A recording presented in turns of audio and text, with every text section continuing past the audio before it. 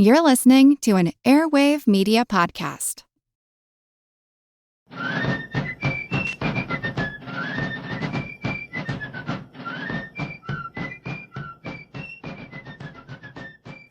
Hello, and thank you for joining this special edition of the American Revolution. I had the opportunity to sit down with author Salina Baker, who's authored a number of books related to the American Revolution. She has a whole Angels and Patriots series, as well as a number of other novels. She's currently working on a novel that focuses on the life of Nathanael Greene. So we took the opportunity to talk about the life of Nathanael Greene. Please enjoy our discussion. Salina Baker, welcome to the American Revolution podcast. Thank you, Michael. Thank you for having me. So we're here to talk about Nathanael Greene, one of the top major generals of the Continental Army. Why specifically did you decide to write a book around General Greene? He was an important character in my 4-book series, Angels and Patriots. As I wrote about him and discovered more about him, I just became more and more fascinated with the man that he was and the man that he became. I just thought that he deserved a new book on him, and it is a novel, but it's historically accurate. That's pretty much where I went with that, was just to get his name out there. Not that there isn't plenty of information on him, because there is, but just wanted to write something new. No, I think that's true. I've seen a lot of polls which call him the most underrated person from the American Revolution, because he obviously was critical to the ultimate victory, but he doesn't get a lot of credit for a lot of reasons that we'll probably get into later in the talk. Nathanael Greene came from a Quaker family from Rhode Island, is that right? Yes, he did. He was the 4th son of a Quaker preacher and businessman. It will strike many of us as odd as a Quaker and coming from a Quaker family becoming a military general. So I guess he wasn't the ideal son that his father wanted, let's say. Yes, that's true. His father limited his son's education to math, reading, and writing because he believed education beyond that led to temptation and sin. And so Nathaniel, as a boy, he began to not be able to tolerate that kind of a thing, and he wanted to learn more things. And he was already kind of a rebellious young man. He would sneak out of his window at night to go to dances and then come back, and his father would punish him for doing it, but he kept doing it anyway. He and his cousin Griffin went to a place in Connecticut that the friends disapproved of, and they called them on the floor and said, "What are you guys doing?" And neither one of them would talk. So the Quakers said, "Well, you're banned from the meetings." They didn't ban him from the society, just from the meetings. So it kind of started out a rebellious guy. I think he never really fitted well with the Quaker lifestyle and was probably just as happy to be separated from them as they were from him. What did he do in his early life before the war for a career? The sons worked their father's business. He had a ship, he had a wharf, he had a farm, and an iron forge. When he was about 28, his father sent him to Coventry, Rhode Island, from their hometown of Potawatomi to Coventry, which wasn't that far away.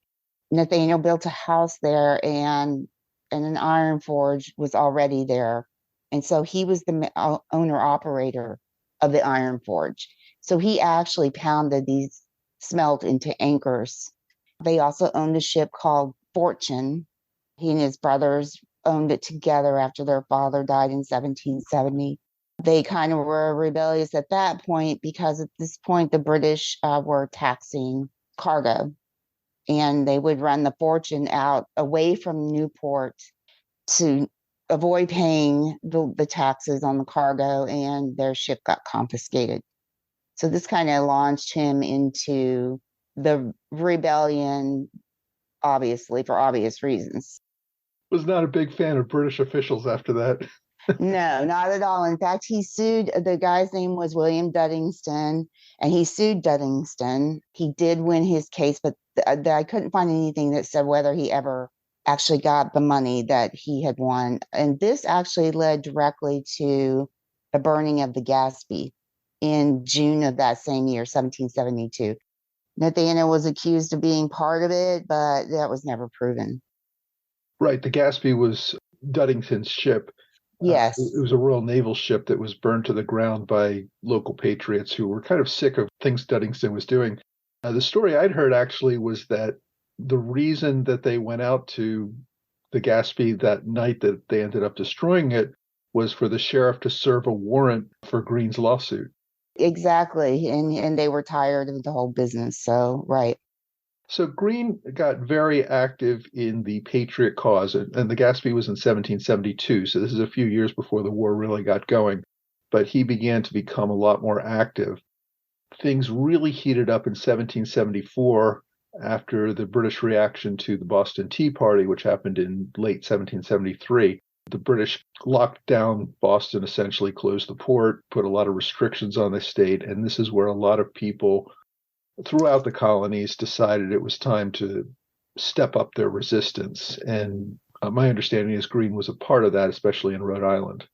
Yes.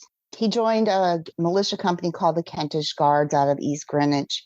Actually, his friend James Varnum, who went on to become an American Revolutionary War general, James was the captain of the Kentish Guards.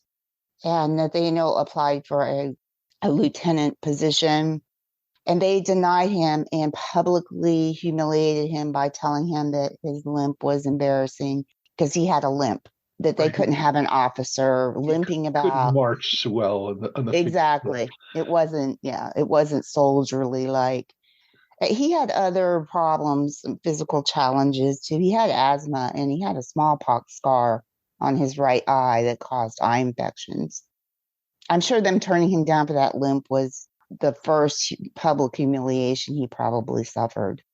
Yeah, and he had actually played a key role in establishing the Kentish Guards in the first place. So it was kind of doubly insulting to him because he had put a lot of his own time and money into establishing this militia group in Rhode Island.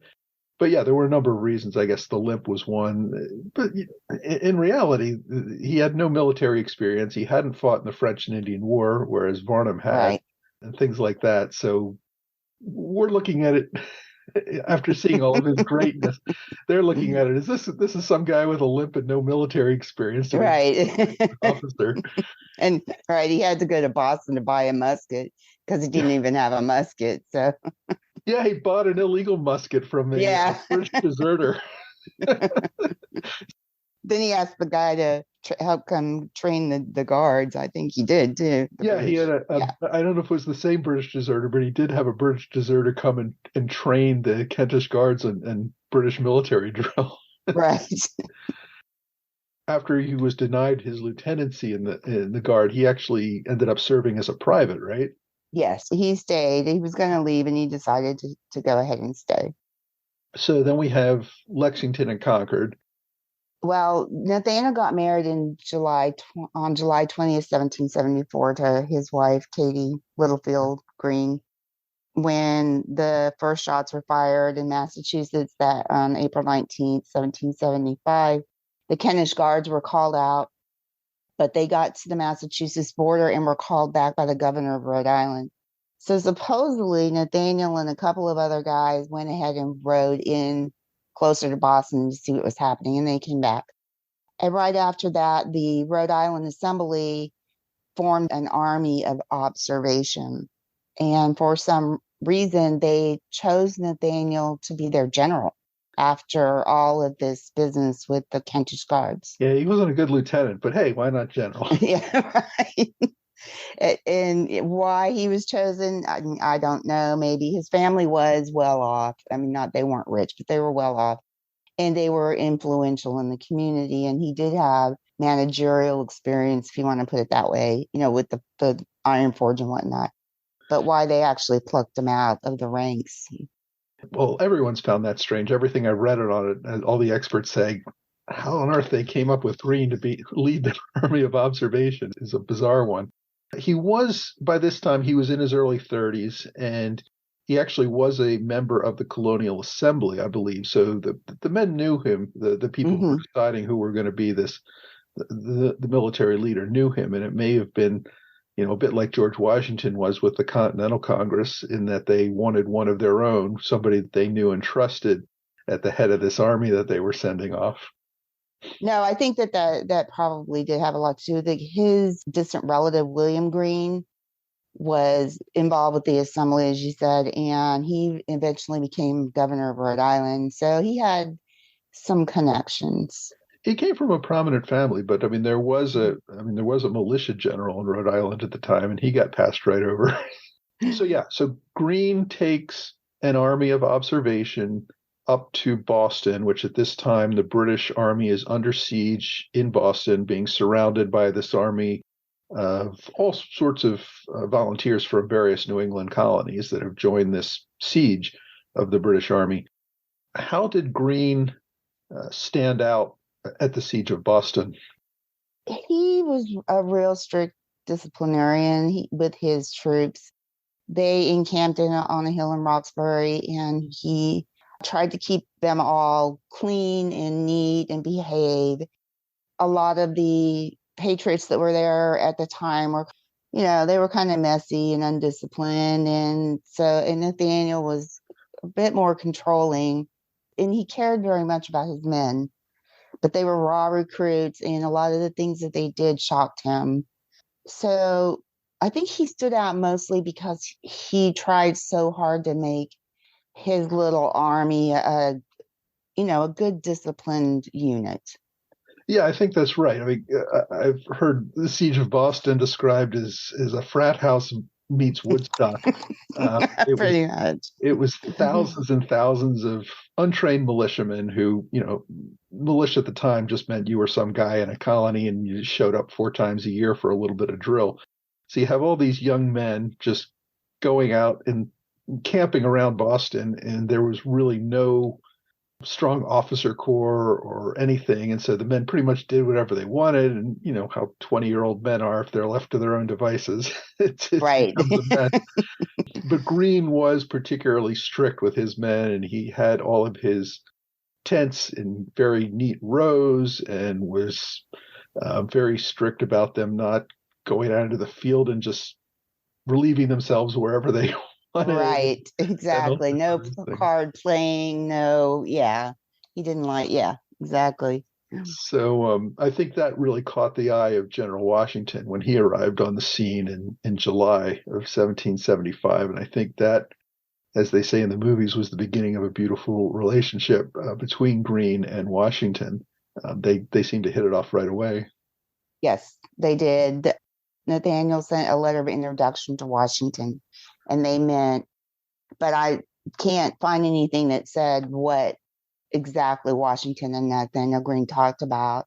I've read a lot of his letters, and he doesn't really talk about that kind of the personal, that part of when he first met Washington. But something about the two hit off for sure. Washington was kind of getting to know all of the officers that Congress had appointed, and Congress had appointed Greene to become a brigadier, the youngest brigadier in the Continental Army at the time. So they were getting to know each other. Washington famously was not a big fan of most New England men, but he did seem to get along well with Nathanael Greene. They had a few things in common. Neither one of them had a formal education, and Washington also worked his mother's farm when he was a young man or a boy, just like Nathaniel had to do with his father. So, maybe some building blocks right there. From a historical perspective, it doesn't seem like Greene's role in this early year of the war was that impressive, at least as far as the battles go. He was absent for Bunker Hill. He was back in Rhode Island recruiting at the time. He did not play a big role in the efforts of Henry Knox to bring the cannons. I believe he was sick at the time. He did. And he had jaundice. Mm-hmm. Right. So at the time they were, getting all the cannons up on the hill to force the British to leave. Greene really wasn't a part of any of that. But he did stay there for throughout the winter. A lot of men wanted to go home at the end of the year. Greene, I know, was struggling. One of the reasons he was absent at Bunker Hill was that he was back in Rhode Island trying to recruit more recruits. They'd hoped to send an army of observation from Rhode Island of 1,500 men, and I don't think they ever got much above 1,000. Yes, that's where he was and they called him back right away that night. Well, on June 18th, he got the message about Bunker Hill. And the only role he played with the whole Dorchester Heights was, I believe, him and John Sullivan, maybe General John Sullivan, were supposed to be ready with, I'm going to say it wrong, bateau, boats, in case the British decided to make some kind of amphibious type, landing there around there somewhere. I can't remember exactly where they were, but he was definitely not on the height. This was Washington's crazy plan, which thankfully he matured over time. But his plan was that they were going to put all these cannons up on Dorchester Heights, and the British would come out, this is to the south of Boston, and probably try to take those heights. And while they were doing that, there was another team, which I think Greene was a part of, north of Boston, which was going to take ships and row across Boston Harbor in the face of British artillery, land, and then attack Boston proper while the British were supposedly involved in the South Boston thing. It would have been a bloodbath if it had. Yes, it would have been a bloodbath for sure. So, fortunately, the British never actually launched their attack on Dorchester, so Washington never launched this horrible counterattack, which probably would have been the end of Greene. He probably would have been killed in what happened next. So, he's doing what he's told. But the British did retreat, and the army moved down to New York. And a lot of New England officers ended up staying in New England. The second in command of the army, Artemus Ward, never left New England. But Greene did. Greene had kind of tied himself to General Washington and really stuck with him for the next few years. When Washington's army moved to New York, Nathanael was given command of a string of forts on Brooklyn Heights on Long Island, across the East River or the harbor from Manhattan. These originally, I think, were started by General Charles Lee, who was Nathanael's direct commander during the siege of Boston. So Nathanael was given a string of these forts, and he worked really hard to make sure they were fortified and whatnot. And then the British start sailing into New York Harbor. They just keep coming and coming and coming.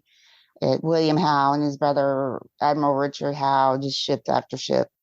Nathanael has spent a lot of time with his troops. He's disciplined them. He's told them not to plunder the citizens and whatnot. And also some of them were running around swimming naked, which he said was not acceptable. And anyway, there were a bunch of frat boys, I'm telling you. Exactly, a bunch of frat boys. I imagine he probably chuckled over the complaint, but whatever. So just when the British were dropping all these anchors, Nathanael gets sick. I'm not sure whether he had typhoid or dysentery, but it was his troops were sick. And a lot of the army was sick. It was prevalent all the way up to Kingsbridge. They had to take him off of Long Island and take him to Manhattan to a sick house. He was so ill. He was in and out of delirium. There's just no way he was going to be able to. So they sent General John Sullivan over there to take command. Washington did. Well, then, Howe and his British troops and the Hessians and everybody launched an attack on Long Island. And Putnam takes over, General Putnam. Yeah. And of course, we know what happened there. The whole thing was a disaster, and Washington's army was beat badly. Yeah, it did not go well. But and Greene had actually been responsible for setting up the defenses on Long Island before he got sick. So even though he wasn't there to take the fall when the British ended up succeeding, again, did not look impressive for this young general who's in his early 30s, and I guess just before the battle had been promoted to major general. Yes, just before, exactly. So he is by far, I think, the youngest major general in the army at this point. I think he's about 32 years old at this time. Yes. And he has no battlefield experience whatsoever at this point.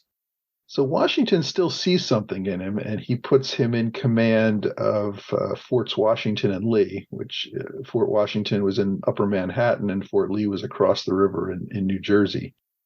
Just to back up a little bit, they did have there was a battle at Harlem Heights in September. It was actually more of a skirmish, I guess. And Nathanael was actually there, and that was his first battle. Washington was dividing his army up and moving them here and there. And so he sent Nathanael, and I don't know why he sent Nathanael there to command the two forts. Again, he's a new general. He's headquartered at Fort Lee. Fort Washington on the New York side of the Hudson is under the direct command of Colonel Robert McGaw. The two forts are supposed to be able to stop British ships from coming up the Hudson, and that didn't happen. They sailed by in November, and both forts opened fire, but the ship just kept going. And so Washington was saying they had lost the Battle of White Plains. Greene was not at the Battle of White Plains, but Washington had just lost Howe. And Washington was like, well, if, these forts can't stop these ships, then they're not defensible. Greene said no, he believes they are defensible and assures Washington that they can get the men off if the forts are attacked. That's not what happened. Howe launches a 3-pronged attack and Fort Washington falls. Right, and this is the largest American battle losses in the entire war up until Charleston in 1780. They lost, 2,000 or 3,000 men? Yes, and 2,000 or 3,000. Yeah, all taken prisoner, most of whom died in British prison ships over the next couple of years. So it really was a devastating loss. One could have seen this as possibly being the end of Greene's military career. Washington had actually ordered him to remove the soldiers from Fort Washington, but then said, but you have discretion because you're on the ground and can see what's going on. If you think differently, that's fine. So he kind of gave him an out there. But Greene used his discretion to maintain the fort, which led to the loss of all these men. You could argue Washington did much the same thing in Brooklyn, where he almost had his entire army trapped and managed to get them across the river in a miracle retreat at night. And I think maybe Greene thought he could do the same thing across the Hudson, but he didn't have Washington's luck, I guess. Yeah. He and Israel Putnam did go back right before Fort Washington was attacked. Him and General Putnam and General Mercer went across back to Fort Washington to see what was happening. And they didn't see the danger. Washington went on, came across the Hudson with troops, and they all went back to Fort Lee. And then that's when Howe attacked Fort Washington. Washington and the other officers, I think it was Knox and Greene and Mercer, were actually on the New York shore when the British attacked, and they were in very close danger of being captured themselves. Yes. And they all kept saying to General Washington that he needed to leave and they would stay, but he didn't want to leave without them. And he finally convinced all of them to get out of there before they became the most valuable POWs of the war. Exactly. No, and that's what it probably ended the war. You're talking all these generals, and I believe Henry Knox was not with them. I think he was trying to get cannon across at the time. Oh, okay. Because Nathanael wrote him and said that a famous line, I was mad, vexed, sick, and sorry over the whole fort falling. And he needed to hear a good word from his friend, which was Henry Knox. He wanted to know what the other generals were saying about him. And they were saying some very bad things about Nathanael Greene, that he didn't deserve to be a general, that his Rhode Islanders didn't deserve to be in the army. They were very vicious at him, but Washington stood by his side. He did, and Greene didn't have too much time for self-reflection, because then that very next thing he had to do was evacuate Fort Lee before he had another disaster there. Exactly, yeah. They were taken by surprise with that one, too. He was asleep when he got the news that Cornwallis had gotten up on the Palisades, I guess about 6 miles away or so. Yeah, Cornwallis had done a pretty amazing pre-dawn raid to get across the river, and they were on top of the Americans before the Americans knew what was happening. Right. Even though Washington had already said we need to evacuate, they hadn't. And Nathaniel had sent stores through New Jersey in case the army had to retreat through New Jersey. He had done that previously. So there was a little preparation, but they pretty much just left everything and ran. The next few weeks are the Continentals essentially running across New Jersey and the British chasing them until they get back across to Pennsylvania. And by this time, it's almost the end of 1776. And the British go into winter quarters. And of course, we all know what happens on Christmas 1776. What was Greene's role in all of that? He led one of the columns. When they all got across, they marched for a while together, and then they separated. I can't remember where it was, on Burlington Road or somewhere. Mhm. And he took a column off, and John Sullivan took a column off. John Sullivan went down the River Road, and Nathaniel went on the Pendleton Road or Pennington Road or something. And anyway, so they converged on Trenton. The two columns came around and converged on Trenton in the morning. So that was so basically. Washington was still leaving Greene as one of his division commanders in this main attack. He was Yes. still holding a very important position, which shows Washington still very much had confidence in this young man, despite the challenges he'd faced so far. Yes. So, they succeeded in, of course, capturing the Hessians at Trenton and then going on to take Princeton, where one of Greene's closest friends in the Army, General Mercer, is killed. But throughout all of this, Greene is pretty much staying by Washington's side. I think around this time, his wife, Katie, joins them. Is that right? Well, she joined them at the Siege of Boston, and then she went home and had a baby. Right. And came back to take care of him when he had jaundice. And then she arrived in the camp at Morristown, which was in the winter of 1777, after Trenton and Princeton. When the Army wintered in Morristown, New Jersey, she came to visit then too as well. Katie Greene was a very young woman. She was, I think, 12 years younger than Nathaniel, who was pretty young himself. I think she was 19 when they got married, just before the war. But she kind of became the life of the party at the camp. I understand General Washington was very taken with her. Very much so. She could speak French. She liked to dance. The men just loved her. They were all just smitten over her. She was very convivial and beautiful. Yeah, she was a bright ray of sunshine in camp. And Nathaniel didn't really show any jealousy over it. I think he was just really proud of her, and he loved her very, very much. Yeah, and I don't think anything untoward was going on. She was just a popular person that everybody liked to see at the party. Yeah. And of course, to note Greene's relationship with George Washington at the time, she brought their first child with them, who was named George Washington Greene. Washington Greene, exactly. So the admiration between both men certainly went both ways. The following year, we get into the Philadelphia campaign, and Greene is still one of General Washington's top division commanders as General Howe takes his troops south to Maryland and marches up toward Philadelphia. They were doing a lot of running back and forth, trying to figure out where Howe was going to land. Once he did land at Hedabelt, Maryland, Nathaniel did a lot of reconnoitering with his aides, with Washington. He knew Lafayette by then, of course. The big thing he did was a lot of scouting to see what was going on in the countryside. That was his biggest role pre-Brandywine battle.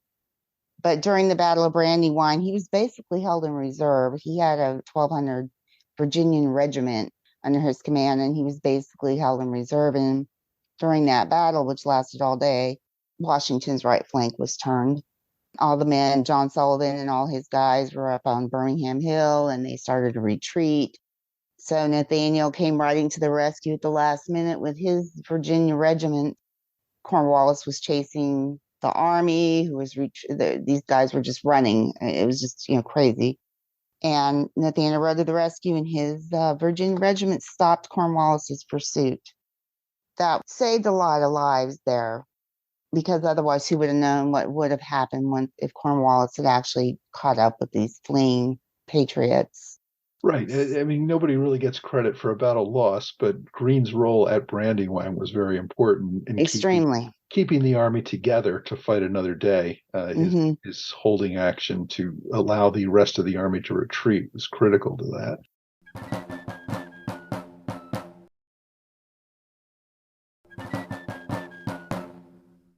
Of course, the British, after winning Brandywine, go on a few weeks later to take Philadelphia. And the Continental Army wants to stay nearby, so they move out to a place called Valley Forge. And that's, as an understatement, a tough winter for them. In the beginning, after all the snow and everything, where they could actually get some supplies in, he was actually in charge of forging operations. There were a lot of like Connecticut regiments out in the field. That was his basic responsibility, besides, taking care of his brigades there, his men. At the time, the Quartermaster General of the Army, the Continental Army, Thomas Mifflin, quit. This was during the Conway Cabal, when they were trying to bring Washington down, and they were trying to bring Nathanael Greene down with him, saying Nathanael Greene was holding Washington's ear, and it was just this big finger pointing thing going on there. And so when that kind of settled down, they needed a new Quartermaster General. And a committee from Congress came to camp to see, about the state of the Army. During this time, Nathanael was in charge of this grand forge. He was given specific instructions from Washington where to forge. He went out there, he established headquarters, he checked out to see what was going on, sent Anthony Wayne here and there. And so when he got back to camp, they pressed him to become the Quartermaster General of the Army. He did not want this at all. He didn't want to be taken from the Line of Splendor. He didn't want to be chained to a desk with the drudgery of paperwork, but he took the position because of the Army and because of Washington. He wanted to do his duty, what he thought was right. I forget who it was now, but Congress wanted to appoint someone else as quartermaster. It was somebody that Washington absolutely did not want. And he basically begged Greene to take the job because he couldn't come up with anybody else that Congress might find acceptable to fill the role. Basically, this was during the whole Conway Cabal, as you said, and a lot of people in Congress were trying to replace Washington with the hero of Saratoga, Horatio Gates. Greene, as you said, was very closely tied with Washington. So a lot of people in Congress were saying, well, Gates won all these great battles. Washington's losing all these battles. Why don't we replace the loser with a winner and let Gates bring in his team and take over the Army? And that was the whole struggle over the course of the winter that Washington and Greene were fighting. And as I said, they were trying to make other appointments and push Washington into a corner. And one of the things Washington did was he wanted somebody he could trust in the quartermaster role, and that's why he turned to Greene. And of course, going from quartermaster to a line officer is kind of a reduction. I mean, quartermasters don't make history. Line officers. That's exactly what he said too. Nobody had ever heard of a quartermaster in history.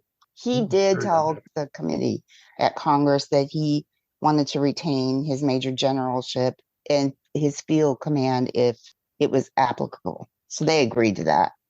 Not only is quartermaster kind of a thankless job in good times, there were soldiers literally starving to death at Valley Forge because they just didn't have enough food, and Congress had no money to buy food. And so you were basically asked to be a miracle worker. And if you pulled off the miracle, so people had dinner. So what? That's not a very exciting thing as opposed to winning a battle. Right. But yes, like you said, it was necessary evil. I mean, they had to be clothed, and they needed it wasn't just the men either. It was the horses. Yeah. That also needed to be fed and cared for. So there was a lot to it. The quartermaster also established campsites and things. So it was a huge job. And of course, he had deputies and whatnot. The leadership had been lacking up until that point. Mifflin, who had the job, was kind of pushed out because they thought he was incompetent. So Greene becomes quartermaster. How long did he have that job? 2 years. He tried to resign several times out of frustration, and Congress ignored him. Congress started changing their policies. They took away a lot of his deputies. They took away a lot of his money, and they were pressing the states to supply provisions, and the states, of course, balked at that. And Nathanael basically said it's impossible to do business. This is just impossible. And he finally wrote a letter of resignation, July 1780. He made Congress extremely mad. It was a tough letter. And he did tell them, though, because they had accused him and his deputies of misappropriation of their commissions. And he basically told Congress, "You've hurt my feelings." He wrote this in the letter. It was part of it. But then he turned around and pulled rank and said, "I'm a high-ranking general in this army." But Washington supported him. He went to Washington and said, "This is what I'm going to do." And Washington said, you have my blessing. You can do whatever you need to do, because he knew Greene was unhappy. Very few of the generals were ever happy with Congress, but Greene especially was always bumping heads with them. He had gotten in trouble before when he joined in a petition with several other top officers about the appointment of so many French officers. And yeah, he was constantly complaining about the quartermaster. And I got to side with Greene on this one. Congress was expecting this entire army to be fed and not giving them any money. They were giving them some worthless continental dollars, which nobody wanted to accept. Mm-hmm. And so they always had to pay inflated prices for everything, because I guess if you won't take one continental dollar, maybe you'll take three. But Congress was seeing all this money burn away and not realizing it was their own incompetence and their lack of a fiscal policy, an effective fiscal policy, that was making it happen. So, of course, their line is, well, the problem must be waste, fraud, and abuse of the quartermaster corps. Yes. And that's what happened to poor old Greene. They're saying, all right, well, we gave you all this money. Where's all the food? And he's like, you didn't give me money. You gave me paper, and I'm not stealing it. Nobody even wants your paper. That's why his letter was so horrendously blunt. Right. And they threatened to throw him out of the army, too. They said, the Continental Congress was going to take his letter as a resignation from the Continental Army. He was resigning as quartermaster, but they were like, well, we don't want you anymore then. And it was really Washington's intervention that kept them from going that far. Yes, and he had already irritated, he and Henry Knox and a few other generals, like you said about the French officers, had threatened to resign. That was in 1777. And John Adams demanded an apology, and Knox and Greene and Sullivan said, we're not apologizing, because they said, we can't put up with this. So he'd already had, like you said, rubs with Congress. Right. I mean, Congress's big concern in all that is we're the civilian control of the government. And if we're letting officers dictate to us how we're running our government, then we're losing civilian control of the government. Right. So exactly. That was the argument on the other side of things, whereas the officers were just saying, hey, you guys are complete bumbling fools. We need to do something sane here. Yeah. So it was more of a practical versus ideological issue. So this is 1780 by this time, where Greene is almost kicked out of the army, but not. But he is no longer the quartermaster. And at this time, we see the greatest loss of the war for the Americans. General Benjamin Lincoln is captured with an army of 5,000 in Charleston, South Carolina, and Congress needs to send a new leader to the South. And Washington wants Greene to be that leader. Congress is not so sure. So what do? They send Horatio Gates. They send Horatio Gates, the man that Washington absolutely hates by this time, is going to go down to South Carolina and going to repeat his great victory at Saratoga by defeating the British in the South. And he gets as far as Camden, and things don't go so well. No. So yeah, there's a huge British victory at Camden. Gates's army virtually disintegrates. The men who aren't captured just escape, run away, throw away their guns. They literally just run into the swamps and don't stop until they get home, hundreds of miles away. And Gates is no different. He gets on his horse, which is actually a race horse that somebody had lent him, and he rides hundreds of miles in a couple of days, just running from the field as fast as he possibly can. And that kind of ends his military career, because you don't get a good reputation as a general if you just run away from all your men in the middle. Yeah, for whatever reason, he kind of claimed, well, I was going to go get reinforcements. Well, that's ridiculous. From where? Yeah, and the battle's lost and your second in command is dying. And yeah, it was a huge disaster. So at that point, Congress still doesn't want to appoint Greene because they still don't like him. So they just basically give Washington authorization to do whatever he wants as far as appointing a Southern commander, probably knowing full well who he's going to pick at this point. Probably so. So Greene becomes the third Southern, well, probably the fourth or fifth Southern commander. Yeah. There were a few before General Lincoln's loss. But we've had two commanders in a row now, very important major generals, Benjamin Lincoln and Horatio Gates, take large armies to the South and have them utterly decimated. And Greene is now up for strike number 3. He's taking a large army to the South, and actually not so large anymore, to see what he can do. Yeah, he accepts the command and he breaks it to Katie that he's going south, and of course she hates that. And he takes General Baron von Steuben with him as his second in command. And they go down there, get to Virginia. He leaves Steuben in Virginia to try to raise militia and provisions. They tried to raise it along the way, and they didn't do a very good job because the states were uncooperative. And so Nathanael leaves Steuben there, and he goes and searches for the army, and he finds them in Charlotte, North Carolina, and they are, like you said, decimated. They're starving. They're sick. The Colonel Othell and Williams is kind of holding them together, and Horatio Gates is there, and they have a civil change of command, nothing formal, but a civil change of command, and Gates leaves.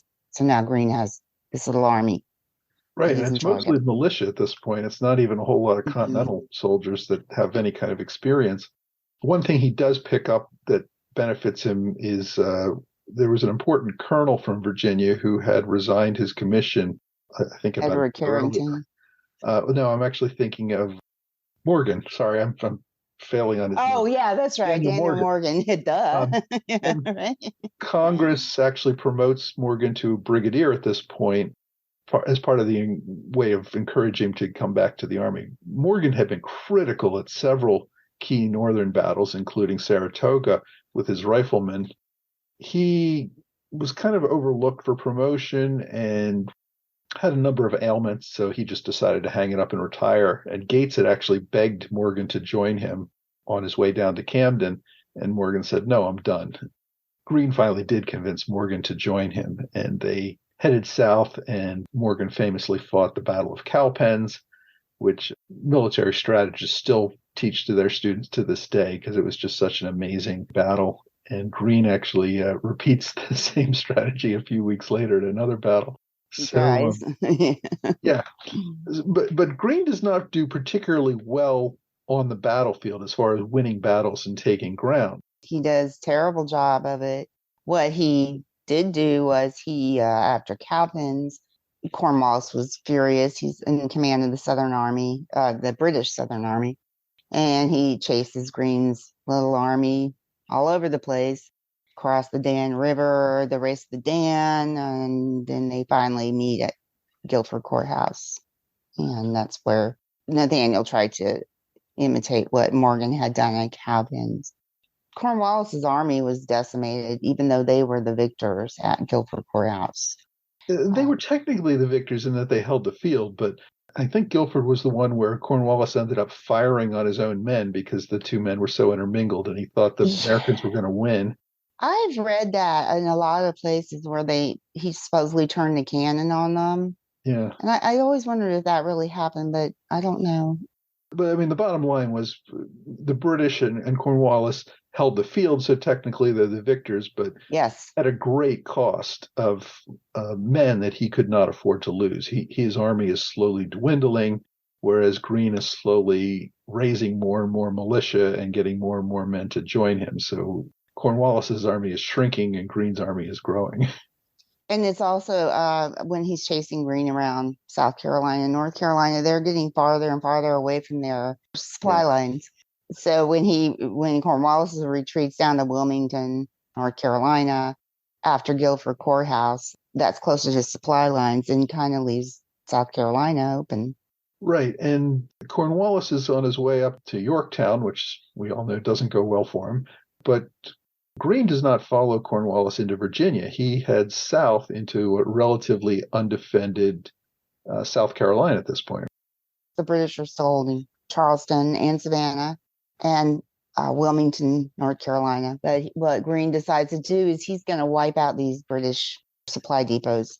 And that's what he starts doing. He sends the militia generals, Light Horse Harry Lee, to go and attack a bunch of these forts along the rivers, and he systematically destroys the British supply lines and their lines of communication, and finally brings his army down until they've got them kind of locked into Charleston, but they're not under siege. They're just kind of locked in there.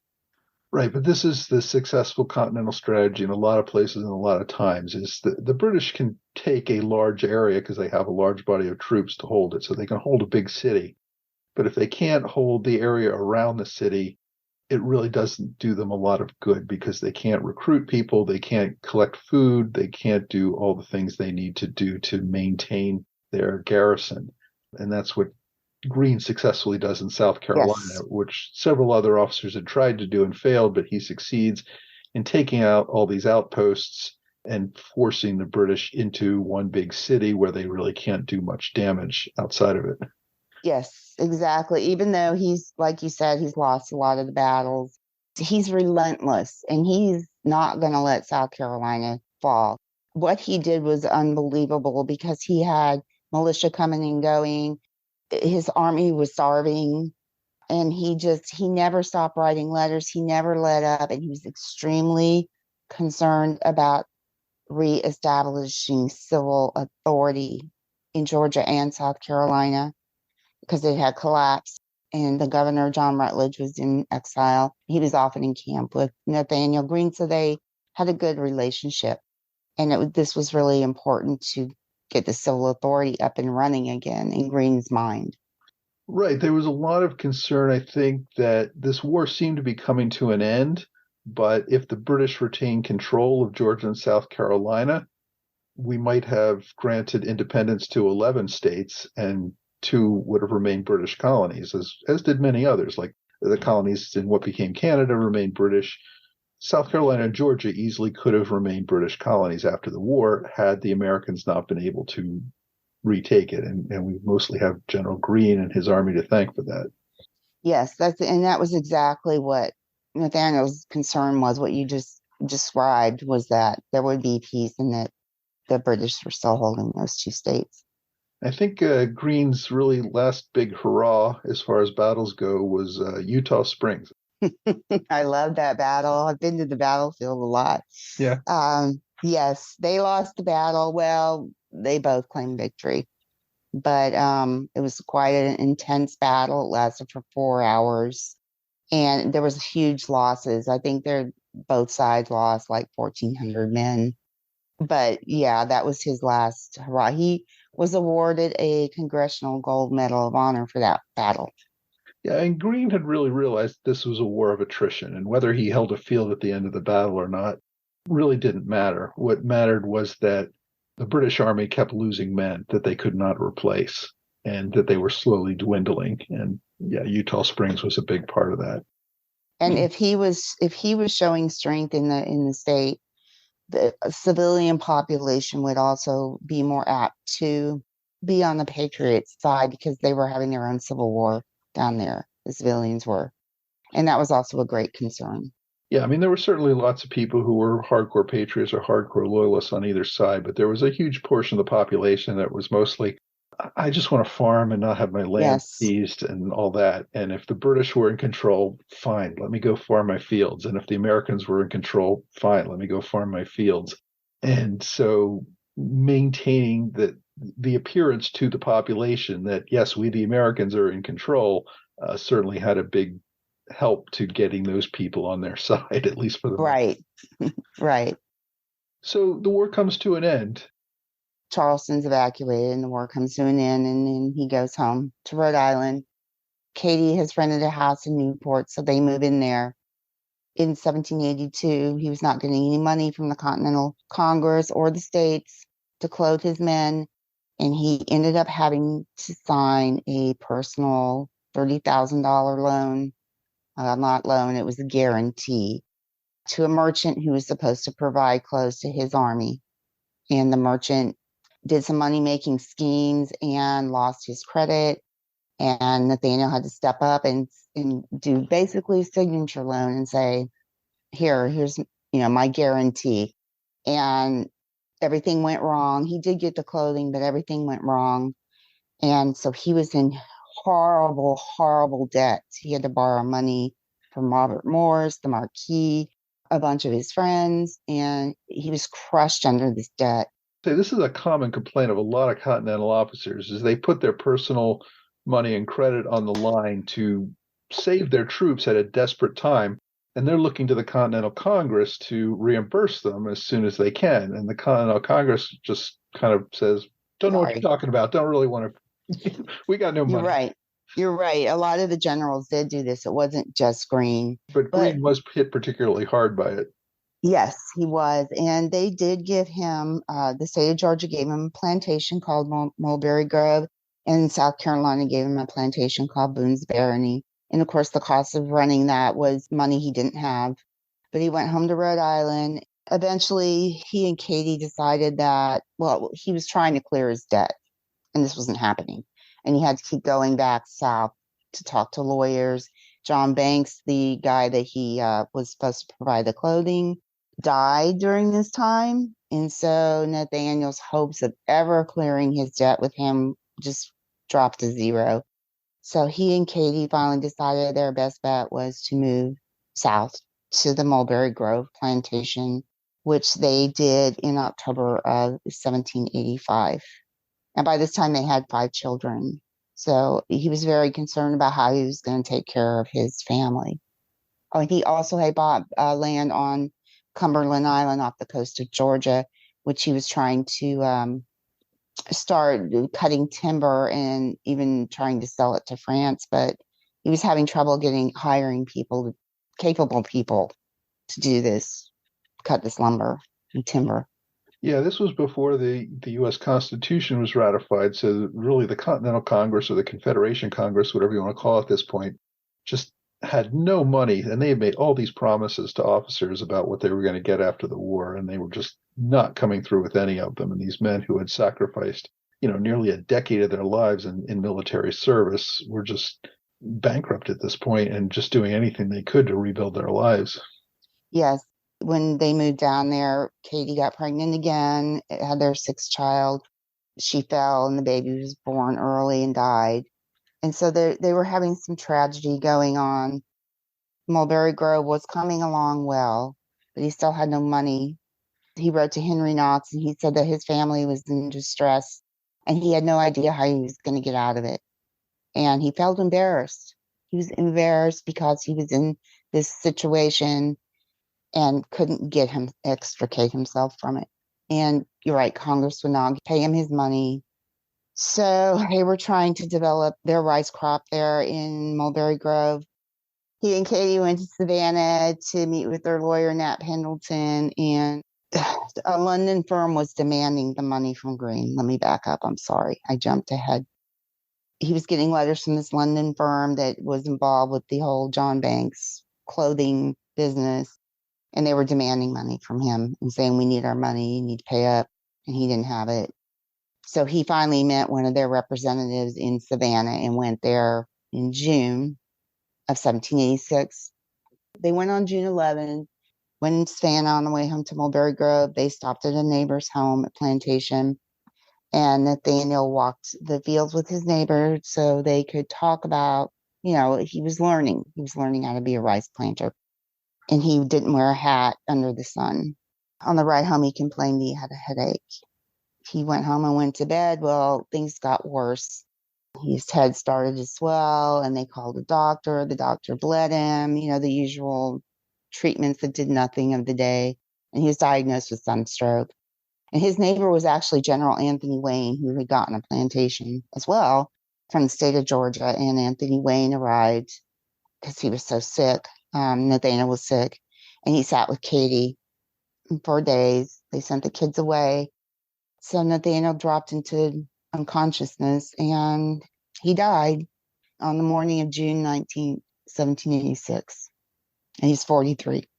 Right. He's only 43 years old at this point. He made it through the whole war, and sunstroke did him in. Yeah.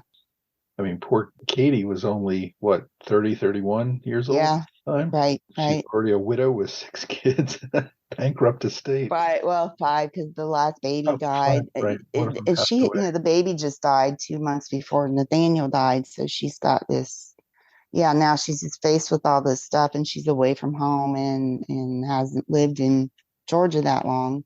Right. No family around or anything. Mm-hmm.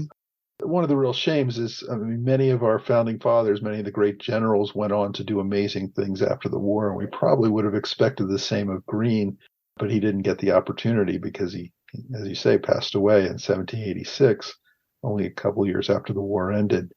So, it's a real shame. And of course, I guess one nice extra about this, or interesting extra, is Katie Greene actually took on an interesting tenant after General Greene passed away. She took on Eli Whitney, the inventor of the cotton gin.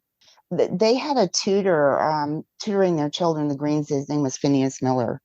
She and Phineas encouraged Eli Whitney to work on his invention, and they actually financially backed him. She ended up marrying Phineas Miller in 1794 or something. I can't remember the exact date. But yes, they were involved in Eli Whitney's cotton gin invention. Yeah, which really changed the course of the South for decades. Yes. Salina, this has been really interesting. Thanks for joining me today. As we said, you have a new book coming out on the life of Nathanael Greene that's called The Line of Splendor, which, as you said, was taken from a quote that he made about not wanting to leave the front lines. Yes, from a letter he wrote to Pennsylvania politician Joseph Reed, and he said, they have taken me from the Line of Splendor. When can we expect this book to be released? I'm hoping by the end of 2023. It's under edit right now, but these things take a long time. So hopefully by then, and I plan on keeping everybody informed. All right, well, great. We look forward to it. Salina This Baker. has been really a lot of fun. Thank you so much, Michael, for having me. Yeah, thanks so much for joining us. I'd like to thank Salina Baker once again for taking the time to sit down with me and talk about Nathanael Greene. Please keep an eye out for her upcoming book, which is probably going to be called The Line of Splendor. It's a book about Nathanael Greene. I think you'll enjoy it. You can also read more about Salina Baker and her works by going to her website at salinabbaker.com. Well, that's all for this time. I hope you will join me next time for another American Revolution podcast.